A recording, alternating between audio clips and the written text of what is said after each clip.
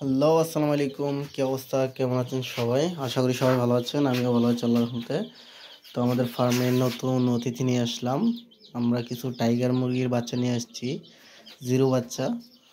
তো অনেকেই টাইগার মুরগি পালন করতে ইচ্ছুক, কিন্তু কিছু অভিজ্ঞতা নাই বলেই কেউ পালন করতে পারতেছেন না। তো আমি বলবো ভাই, যদি জিরো বাচ্চা নেন তাদেরকে এরকম একটা বোর্ডিং প্লেস তৈরি করবেন, আর তাপমাত্রা নিয়ন্ত্রণ করে আপনার লাইটটা করবেন, সেটিং করবেন। এই যে দেখেন, মাশাআল্লাহ আমার মুরগির বাচ্চাগুলো কি সুন্দর দৌড়াইতেছে, খেলতেছে, খাইতেছে। দেখতে পাচ্ছেন আমার বোর্ডিংটা মাশাআল্লাহ কেমন আছে, অবশ্যই কমেন্ট করে জানাবেন।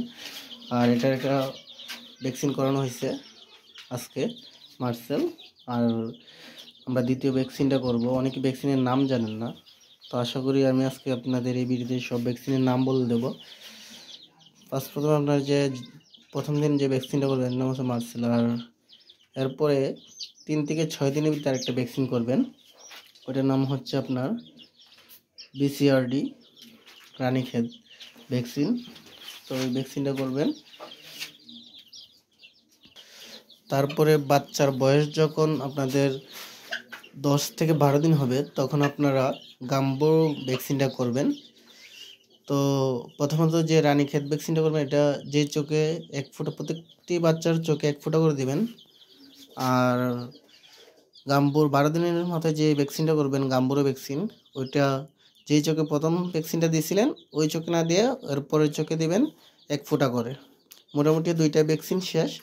তারপরে আপনারা চেষ্টা করবেন আবারও রানীক্ষেত যে বিসিআরডি বুস্টার, এটা হচ্ছে আপনাদের 20 দিনের মাথায় করবেন, 16 থেকে 20 দিনের মাথায় করবেন বিসিআরডি বুস্টার। এটা শেষ হয়ে গেলে আবার আপনারা গাম্বুরু ভ্যাকসিনটা আবারও করবেন 35 দিনের মাথায়।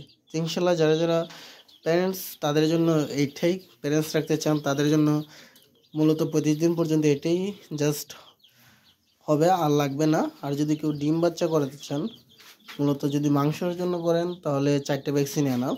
আর ডিম বাচ্চা করার জন্য এরপর আরও অনেক ভ্যাকসিন আছে, আমরা পরবর্তী ভিডিওতে অবশ্যই জানাবো আপনারা। আর আমাদের চ্যানেলটা যদি সাবস্ক্রাইব না করে থাকেন, সাবস্ক্রাইব করে নেবেন, আর পাশে থাকা বেল বাটনটি বাজিয়ে দিবেন। ইনশাল্লাহ আশা করি আরও সুন্দর সুন্দর ভিডিও নিয়ে আসবো আপনাদের সামনে। আসসালামু আলাইকুম।